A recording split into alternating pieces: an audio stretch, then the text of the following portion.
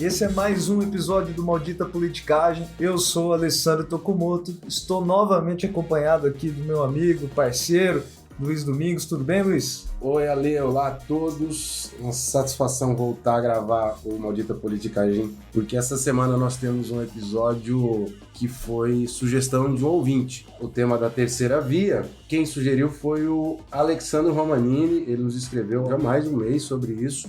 Ele escreveu um e-mail metade em português, metade em espanhol, que demonstrou uma certa poliglota, né? Então nós vamos chamá-lo aqui de nosso amigo Alex.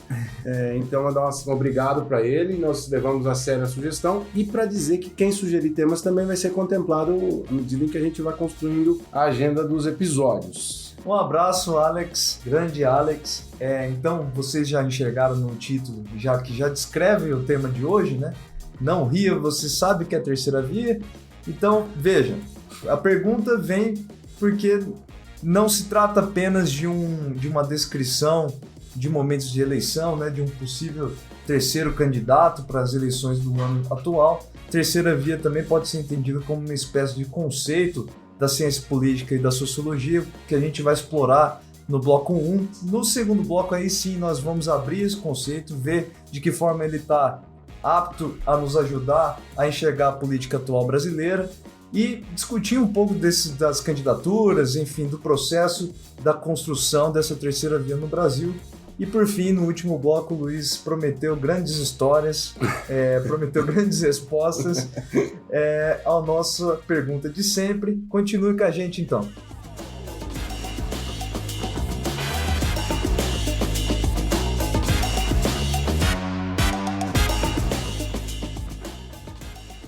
Luiz, o que é o conceito de terceira via, sociologicamente falando? É uma plataforma mais política do que sociológica. Na verdade, ela é uma doutrina com uma forte base sociológica, né? Mas tem uma mirada política muito forte de de reorientar a esquerda europeia na década de 90. Quem formulou isso foi um dos papas da sociologia contemporânea, né? O Anthony Giddens, sociólogo mais famoso hoje da Inglaterra. Tem uma pancada de livros no Brasil, deve ter aí acho que uns 12 livros publicados só no Brasil, traduzidos para o português, né? Ele foi assessor do Tony Blair, que foi um dirigente do Partido Trabalhista inglês. Ex-primeiro-ministro britânico. Isso, ele foi primeiro-ministro, acho que no começo do século XXI, né? 2003, 2007, não tenho certeza. O Tony Blair e o Giddens, um político muito bem preparado, e o Giddens, o sociólogo que o assessorou, formularam essa plataforma. Então o Giddens era, por assim dizer, o guru, escrevia a coisa, e o Blair era o seu difusor internacional. Você acha que é que nem Olavo de Carvalho e Jair Bolsonaro? Sim, diria que tem uma proximidade de uns 0,5%, né? De preparo dos dois, né? Tanto do Bolsonaro quanto do Olavo de Carvalho. Uns 0,5% de semelhança, acho que a gente pode estabelecer. Entendi, acho válida por cima. Mas é interessante o seguinte, o Giddens, isso não é brincadeira, o Alessandro aqui é um entusiasta, ele é um Giddensiano. O Giddens, de fato, ele dominou como poucos a teoria sociológica clássica e contemporânea, né? Tem muitos livros de uma tentativa de síntese dos nossos pais fundadores e foi um dos primeiros sociólogos a enfrentar aqueles temas que começam a pipocar nos anos 80, como globalização, queda do Muro de Berlim. E a partir desses grandes temas de transformações mundiais importantíssimas, ele formula essa plataforma política que tem aí algumas alicerces. O Giddens, ele levanta, né, ainda no meio dos anos 90, para contextualizar, a Inglaterra passava pelo um processo ali de crise do neoliberalismo. Ainda era muito vigente a discussão sobre o thatcherismo, né? O movimento liderado pela Margaret Thatcher, o neoliberalismo da Thatcher, né? E também, junto a essa crítica ao neoliberalismo à direita na Inglaterra, existia também um diagnóstico de que a esquerda socialista ou social-democrata clássica, né, na moda antiga, como o próprio Giddens fala, era atrasada, era inadequada para um novo mundo que estava surgindo. Por que novo mundo? Ele vai dizer o Giddens que 3 grandes processos sociais estavam em vigência. Desses processos, os novos movimentos políticos deveriam fornecer respostas adequadas a eles. Os processos, então, são um tipo de transformação da vida pessoal, então é um aprofundamento do individualismo das pessoas, ao mesmo tempo uma queda das instituições sociais clássicas, Queda dos sindicatos, né? A Thatcher ajudou a destruir os sindicatos, então os sindicatos se enfraqueceram muito, né? Mas até no estilo de vida das pessoas, né, de serem extremamente individuais cada vez mais, né? Já um diagnóstico muito antigo na sociologia, que está lá desde o Emile Durkheim, lá no começo do século XX, né? A globalização, os novos meios de comunicação, a internet estava começando a florescer, o mercado mundial, né, todo conectado, e a relação com a natureza, a relação dos indivíduos com a natureza, que também é muito levantada ali pelo Guinness. O tema do ambientalismo começa a bombar também. Já vinha há alguns anos e isso cresce bastante ali, né? Ele enaltece esse troço, né? Segundo o Guinness, nenhum dos partidos políticos tinha uma resposta adequada ao problema do ambientalismo, ainda que isso já estava sendo discutido há muitas décadas. Então, tudo isso, todos esses processos estavam em vigência, o Guinness enxergava com vigência e enxergava na esquerda e na direita uma falta de habilidade, uma falta de respostas a esses processos, por isso ele vai falar da terceira via, da necessidade da terceira via. E aí ele afirma que a terceira via é para além, o nome do livro, que é o Manifesto da Terceira Via, chama Para Além da Esquerda e da Direita, né? Um nome ambicioso. E depois a terceira via vai receber outros nomes, como, por exemplo, Centro Radical, é um nome engraçado, Centro Radical, o novo trabalhismo inglês, e nos Estados Unidos foi adotado pelo Clinton, e aí foi os democratas progressistas. Então, essa coisa tem uma difusão internacional. Chega no Brasil, o primeiro adepto disso no Brasil foi o Fernando Henrique, né? Fernando Henrique Cardoso, na época, era presidente do Brasil.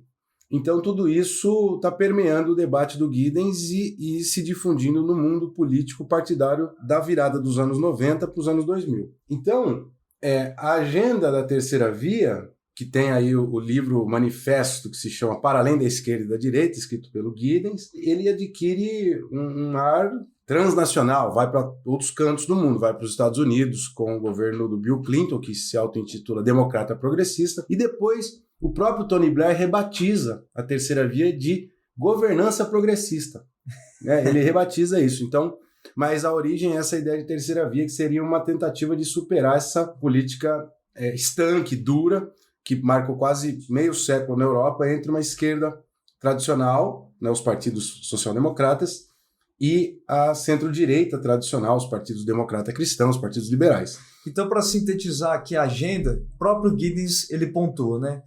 A agenda política dessa terceira via é focada na igualdade, na proteção dos vulneráveis, no entendimento de que liberdade é autonomia, na visão de que cidadania acarreta obrigações e responsabilidades. Não só direitos, né? Democracia sem uma autoridade central, majoritária, né? Uma autoridade muito centralizadora, e um pluralismo cosmopolita, né, que lide com todo o processo de globalização em vigência no período. Parece bonito, né? Parece bonito. Um mundo interessante de se viver assim. Né?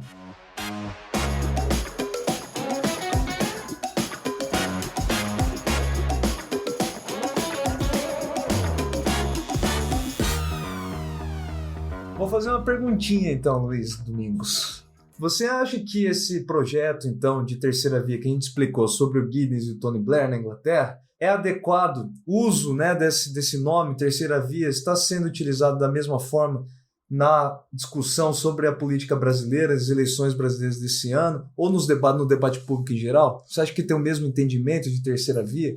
Não significa a mesma coisa. Porque a terceira via europeia, essa que surgiu na Inglaterra, como a gente definiu, ela era, antes de mais nada, uma revisão, uma reformulação programática, ou de ideias da esquerda tentando sintetizar novos problemas do final do século XX, começo do século XXI. No Brasil, não é isso. No Brasil, a terceira via, ou as terceiras vias, veja no plural, já significa algo, né? Sempre foi uma tentativa de despolarizar as eleições entre o PT e o PSDB, com nomes diferentes, ideias novas, não havia uma continuidade de programa. Então, quando a gente fala terceira via, por exemplo, que foram representados pelo Ciro Gomes e pelo Garotinho em 2002, veja, já eram dois candidatos, então não é só uma terceira via, né? É diferente da terceira via representada pela Heloísa Helena ou pelo Cristóvão Buarque em 2006, que é diferente da terceira via representada pela Marina Silva em 2010 e 2014. Então, à medida em que passam as eleições, mudam essas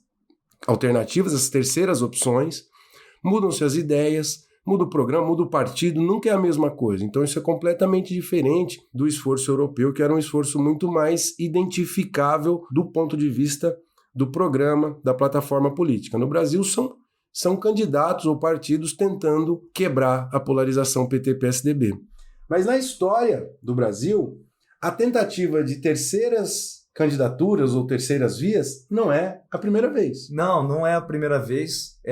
Na década de 50, onde o Getúlio Vargas ganhou as eleições no Brasil, né, a gente já teve a presença do Cristiano Machado pelo PSD com 20% dos votos. Naquela época o presidente não precisava ser eleito com 50% ou mais, né? Apenas aquele que tinha mais votos ganhava a eleição. Em 55 também o Adhemar de Barros, né, um famoso político paulistano, também teve margem de votos superior a 20%, né? O Adhemar de Barros, conhecido pelos ademaristas, os seguidores dele. Aliás, o Cristiano Machado, do PSD, ele teve um termo, uma espécie de conceito, ou termo jornalístico, que é cristianização. Você conhece esse? Já ouvi falar. Cristianização é quando o candidato da terceira via é abandonado até pelo seu próprio partido, que no caso era o PSD na época, ou seja, muitos do PSD abandonaram ele. E aderiram ao Vargas, né? Isso, aderiram ao Vargas e o Cristiano Machado, o termo cristianização. Talvez tenha acontecido isso com o Alckmin em 2018, né? Com certeza, porque né? muitos PSDBistas apoiaram o Bolsonaro fazendo a cristianização do Alckmin. O Alckmin pode renovar esse conceito aqui, o nome dele, né? Alquimização. Então a gente tem uma história de ter tentativas de sair dos dois principais candidatos, que na verdade ela não é totalmente irregular, né? Ela é um pouco circunstancial, conjuntural. Em algumas eleições isso acontece, em outras não. Por exemplo, em 1989, a primeira eleição depois da ditadura, a eleição direta para presidente, foi uma eleição que acho que teve 18 candidatos, e os primeiros colocados ficaram bem equilibrados. O Brizola ficou perto do Lula, que foi para o segundo turno com o Collor. Então, quando acontecem essas coisas, as terceiras opções têm votação aí na casa dos 18%, 20%, 25%, é quando as terceiras vias são, de fato, relevantes. Mas nem sempre isso aconteceu no Brasil, né? Por exemplo, em 2014, se eu não me engano, o Lula... a Marina Silva fez 21% em 2014. Mas em 2018, voltando, o Haddad e o Bolsonaro centralizaram a eleição. Então, as terceiras vias no Brasil aparecem e desaparecem a depender da conjuntura política, né? Normalmente é possível de sinalizar que as terceiras vias, elas crescem quando algum dos lados direita e esquerda tradicionais, né, não tradicionais no ponto de vista muito histórico, muito longo, né, mas que estão em vigência, que estão nos partidos mais fortes, se demonstram com alguma fragilidade, né? A gente estava conversando aqui, o que explica, por exemplo, no caso francês, a gente ter a queda de dois partidos super tradicionais, né, a esquerda e a direita, são uma explicação muito complexa, né, mas que possibilitou com que candidatos que pudessem ser chamados de terceiras vias se tornassem primeira e segunda via, no caso. O Macron é um típico candidato de terceira via na crise da direita com a esquerda lá em 2017. Ele é a terceira via típica que é bem sucedida e não só é bem sucedida, como ele ajudou a causar um terremoto nos outros dois partidos, que esses partidos tinham sempre votações de 25%, 30%, foram para 2%. Então o Macron é um caso clássico de terceira via. Mas isso não aconteceu para desbancar o PT e o PSDB nas eleições brasileiras até 2014. Aí, em 2018, quando o Bolsonaro consegue fazer isso, ele não é uma terceira via, porque terceira via é um nome que se aplica normalmente à posição intermediária. E o Bolsonaro, ele puxou o sistema para a direita. Ele era um radical por fora do jogo dos partidos tradicionais, né? Então, para tentar consolidar aqui uma visão, né, a terceira via está sendo utilizada no Brasil, de fato, como uma terceira opção eleitoral, simplesmente, de centro, que não tem nada a ver com o conceito que a gente trouxe no primeiro bloco. Eu acho interessante que boa parte da esperança na terceira via vem nas taxas de rejeição do Lula e do Bolsonaro, né? 42% no Lula contra 60% do Bolsonaro, a rejeição. Mas isso não é só do Lula e do Bolsonaro, né? Não é característica apenas desses dois. Né? Pois é, então, a rejeição dos dois seria o grande incentivo para um candidato de terceira via forte no Brasil. Mas os candidatos que se colocaram assim, precoces, né? O Ciro, o Dória, a rejeição dos bichos está estourada. O Moro, a rejeição estourada. Do Moro não era tanto, mas já a gente fala do Moro, porque o Moro é uma comédia à parte. Mas o Ciro tem 58% de rejeição. O Dória consegue ter 63% de rejeição. Acho que o Dória, são muitos fatores que pesam contra ele. O fato dele ser muito Acho que o eleitor de São Paulo percebeu que ele era muito marqueteiro, né? Gostava de fazer muito evento assim chamativo. Fama de traidor, né? Fama de traidor entre a classe política. Então isso deu para ele um aspecto de camaleão que o pessoal odiou o bicho. Agora vamos falar do Moro. Pô. O Moro é um caso à parte aqui, porque eu acho que o Moro é o maior sintoma da desorganização do sistema político brasileiro, né? Dos anos 2015, 16, da Lava Jato, do impeachment, da eleição do Bolsonaro. Pô, ele era o melhor colocado nas pesquisas, tinha a menor rejeição, podia se apresentar com esse trunfo que recentemente tem sido bem recebido na população, com um indivíduo de fora do sistema político, e saiu do nada e chegou a porra nenhuma. Por que você acha que isso aconteceu, na sua opinião, Alessandro? Eu gostei dessa trajetória traçada. Eu acho que o Moro caiu no canto da sereia de político mais velho que ele, mais experiente do que ele. E acabou ficando perdido nessa história, porque quando ele pisou nesse terreno do União Brasil, que é a União dos Democratas, com o antigo PSL liderado pelo Luciano Bivar, né? Ele entrou ali numa dança que ele não soube acompanhar no ritmo, né? Pois é, eu acho que os caras deixaram para convidá-lo de última hora, para quando ele chegar no partido, os caras tiraram a vaga de candidato a presidente dele. Bateram a carteira dele. Você não acha que o União Brasil... É que o União Brasil está majoritariamente preocupado com outros cargos, né? E não com a eleição presidencial, sim, né? Mas como o maior partido do Brasil atualmente, né, no ponto de vista dos representantes, ele poderia ser mais ambicioso nesse caso, né? Pois é, mas aí entra características pessoais do Moro. Primeiro, o Moro não gosta de lidar com político profissional, isso está claro até na biografia dele, na autobiografia, no livro que ele escreveu. Fica claro que ele tem uma rejeição aos políticos tradicionais e existe muita desconfiança do outro lado. Pô, ele foi o cara que caçou muito político durante a Lava Jato. Então ele pensou que ele ia sentar na mesa com esses caras, os caras iam falar assim, não, senta aqui no nosso... Não, você é maravilhoso e tal. Pô, tem uma desconfiança em torno dele. Caçador de Marajás 2.0, né? Pois é, exato. E além do mais, ele demonstrou muita hesitação, muita, né, dúvida. A trajetória nesses últimos 2 anos do Moro diz bastante sobre o resultado que a terceira via tem, caso não tenha um projeto claro, né? Um partido bem estruturado em torno dele, um plano de governo, enfim. O Moro saiu de candidato à presidência forte para candidato a Senado, possível candidato a Senado, ou possível candidato a algum governo do Estado, para agora estar lutando para ser candidato a deputado federal por alguma coisa. Né? Para São Paulo, para São Paulo. Então, eu acho que o Moro nem aparece mais nas pesquisas, né? Os institutos já o tiraram das pesquisas. Então, eu acho que o destino dele já está selado, ele vai ser candidato a deputado federal mesmo. Mas a dificuldade da terceira via se colocar nessa eleição é um sinal muito forte da desorganização do sistema político, né? Porque há nomes, não dá para dizer que não há nomes, né? Você tem o Ciro, você tem o Dória, você tem o Moro, você tem agora a Simone Tebet. Só que esses partidos estão internamente muito divididos, muito fragmentados. Para você sair um candidato a presidente no partido que não é o PSDB, você precisa de unidade. O Dória ajudou a esparramar o partido. Então, dentro do partido, ele tem oposição forte do Eduardo Leite, do Aécio, o Moro, o que a gente já comentou. O PMDB sempre foi uma federação muito fragmentada, então a vida da Simone Tebet não vai ser fácil. Se ela sair candidata, ela pode sofrer a famosa cristianização. Né? O Dória também, né? O Dória também, exatamente.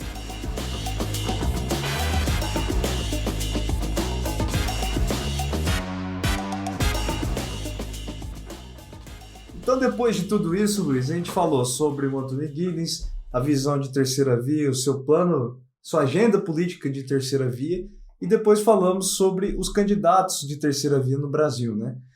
Você acha, então, depois de tudo isso discutido sobre as eleições desse ano, você acha que a terceira via é maldita no Brasil?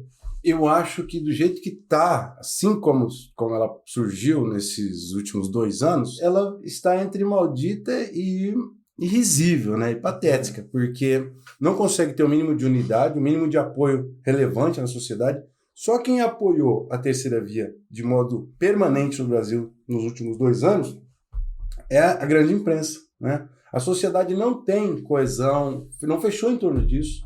Os partidos não têm o mínimo de acerto em torno disso, então não tem programa, não tem um nome que se apresente com clareza, fica uma briga de um gato e rato, um zunido. Eu até acho que o Ciro Gomes tem alguma substância ali, né? Tem um partido estruturado e tem também algum programa de governo que já está há muito tempo sendo martelado por ele, né? Pois é, eu acho que o Ciro ele tem duas dificuldades principais. Em primeiro, que é disputar a base do PT, que é forte historicamente, né? O PT exerce um controle sobre uma parcela do eleitorado que é impressionante, há muitos anos, né? Há pelo menos 2 décadas. É muito difícil quebrar isso sem os recursos, sem a relação que o PT tem com um grande espectro da sociedade civil brasileira. E, em segundo lugar, ele esbarra no próprio perfil. O Ciro costuma ser, em muitas ocasiões, truculento, grosseiro, personalista. E isso faz com que, tanto entre os políticos quanto entre parte do eleitorado, haja uma desconfiança, um receio, uma dúvida sobre esse perfil, que parece pouco confiável, pouco equilibrado, né? Mas, atualmente, né, nesse momento da nossa democracia, a terceira via tem sido associada mais diretamente no debate público ao campo da centro-direita, como se fosse uma tentativa dessa direita clássica brasileira de oferecer uma alternativa ao Bolsonaro e ao bolsonarismo. Tentativa essa que parece não ter surtido efeito e não vai vingar, né? Ao que a gente vê pelos dados até agora, por uma série de razões. A gente vai ter que estudar muito tempo porque a terceira via não vai conseguir se livrar do Bolsonaro. Eu acho que parte é porque é conveniente para muitos membros da classe política ficar meio que de olho próximo ao Bolsonaro, embarcar na candidatura dele. Eu acho que parte do sistema político, da classe política, de fato, não acha o Bolsonaro um risco, acha que os arroubos autoritários, a ameaça que ele oferece para a democracia é algo que se pode aceitar e eventualmente até conviver caso haja uma ruptura institucional. Então, por exemplo, esses partidos do Centrão estão jogando um jogo que, francamente, pode ser que, numa guinada autoritária do Bolsonaro, eles embarquem uma eventual vitória do Bolsonaro. Então, há, de fato, dentro desse campo, grande espectro da centro-direita, uma parte que está, francamente, mais próxima do Bolsonaro do que uma terceira via moderada. Então, são muitos obstáculos para essa terceira via e, no final das contas, tudo somado, acho que a gente vai ter uma eleição que já nasce polarizada entre Lula, PT versus Bolsonaro e esses partidos do Centrão. E para a gente encerrar, você tem alguma historinha para nós? A terceira via brasileira, que esses nomes que estão por aí, já há meses, anos, né, batendo cabeça e tentando aqui, tentando ali, agora estão fazendo reunião para cá, para lá. Eu lembro quando eu estava na escola, sei lá, 6º, 7º ano, professora de história, ela chamou a gente para fazer uma maquete. Como né? chama a professora? Professora Neuza Bartz, muito importante, gostei de história na vida, muito em decorrência das aulas dela. Chamou a gente para fazer uma maquete das pirâmides do Egito para uma feira de ciências, e a molecada lá correu para fazer, eu quero fazer uns 8 cabeças lá para fazer a maquete, e ela chegou e falou assim, mas cadê vocês estudaram o conteúdo para entender o que significa as pirâmides do Egito e tal? E a galera, não tinha estudado porra nenhuma. A galera só queria botar a mão na argila e tirar foto depois, né? Com a maquete pronta. Ninguém queria estudar o troço. Então, no Brasil, é mais ou menos isso, né? Então, estão preocupados com o apoio do partido A e do partido B, que são querelas, são partidos muito pequenos, dificulta muito a montagem de uma frente. E, por outro lado, eles não têm programa, né? Não tem estudo. Esses caras são despreparados. O Moro nem se fala, o Dória também, em parte, não tem estofo para a candidatura presidencial. Quem tem seria o Ciro, que a gente já falou sobre as dificuldades do Ciro. Então a terceira via no Brasil parece uma piazada lá no interior do Paraná, no alto dos anos 90. Enquanto o Giddens fazia a terceira via lá na Inglaterra, a gente estava buscando fazer maquetes sem estudar a história do Egito Antigo. Só para encerrar, então, Luiz, eu acho importante de destacar que a gente está começando a discutir temas sobre as eleições. É claro que tem uma série de cuidados metodológicos, conceituais, que são importantes para discutir eleições, que a gente tenta não tocar em todos eles, porque pode virar uma bagunça, né? Apesar desse episódio ter sido um pouco mais livre, vamos dizer assim, mas a gente vai tentar, ao longo do ano, né, discutir vários desses conceitos para tentar trazer um pouco das contribuições para vocês, ouvintes. E os temas das eleições, né, essa dinâmica microeleitoral que a gente está tratando, é mais aberta, é mais indefinida e permite um debate um pouco mais solto. E que também precisa, ou seria interessante se vocês pudessem dar o palpite sobre o que a gente falou, sobre o que vocês acham das dificuldades, da viabilidade, ou da carência, enfim, da terceira via, ou das virtudes da terceira via no Brasil. Seria interessante que vocês participassem escrevendo e fazendo assim como nosso amigo Alex, sugerissem temas para a gente abordar nos episódios de todo o decorrer do ano. Seria isso, Ale? Um abraço, pessoal. Abração. O Maldita Politicagem tem produção e o roteiro de Luiz Domingos Costa e Alessandro Tokumoto, design e edição de áudio de Fábio Tokumoto.